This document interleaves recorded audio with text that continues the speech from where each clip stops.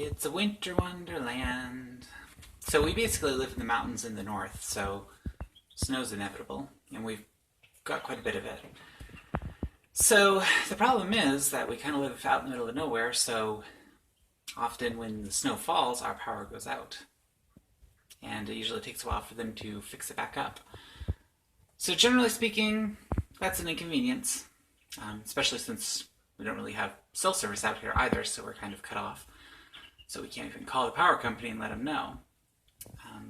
But again, just usually a minor inconvenience, except for when you have very young, week-old baby chicks.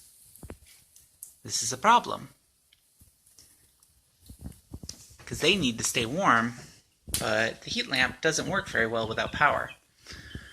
And this is why I love redundancy in systems. We have 4 fireplaces in this house, and honestly I would like to put in more wood stoves, because when stuff like this happens, you have a backup plan. So I'm getting a fire started, not only to warm myself and my family, but I've moved the baby chicks over so they get some warmth as well. Poor little things.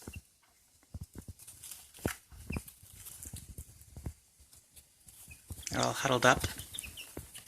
So the fire is just getting going, just getting it started. I brought in some wood from outside. Just it's a little bit wet because I don't have it well covered out there, just tarp. So I'm trying to dry it off, and I'm going to get a raging fire going here, and hopefully it'll keep us all warm. Because I really, really, really, really hate to lose some baby chicks.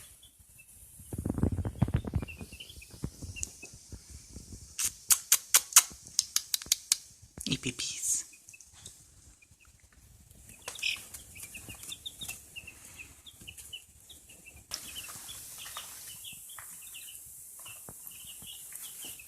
So for the first 2 weeks of life, baby chicks should really be kept, or at least have access to, an area of temperature that is 95 to 100 degrees. And then I believe you reduce it a degree a week, something like that. But in any case, this is not sufficient. I just got the fire started, so hopefully this will warm up. But right now my thermometer is only reading about a little over 75 degrees Fahrenheit. So having said that, though, the chicks are surprisingly active. These chicks actually may be a little bit older than I thought. Like, I assumed they were day-old chicks when I got them, but some of them had already started developing wing feathers, so maybe I'm wrong. So maybe they can handle something a little cooler than the 95 to 100 degree Fahrenheit temperature, but I still don't want to risk it. So I will keep that fire burning and keep these baby chicks warm.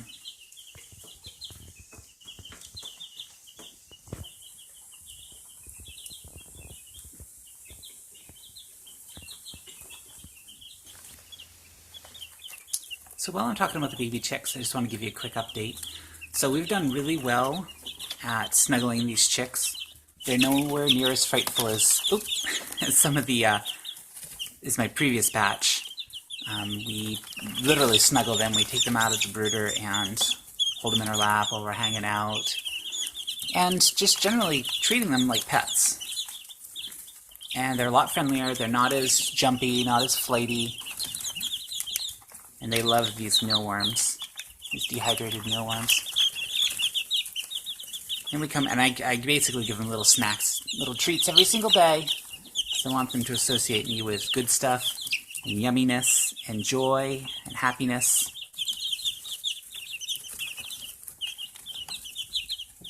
Because I want this time to have a batch of chickens that will love having me around. And yes, I admit they're more like pets this time around than livestock or just farm animals. But that's a good thing, since it's a pretty good chance that none of these will end up on the dinner table.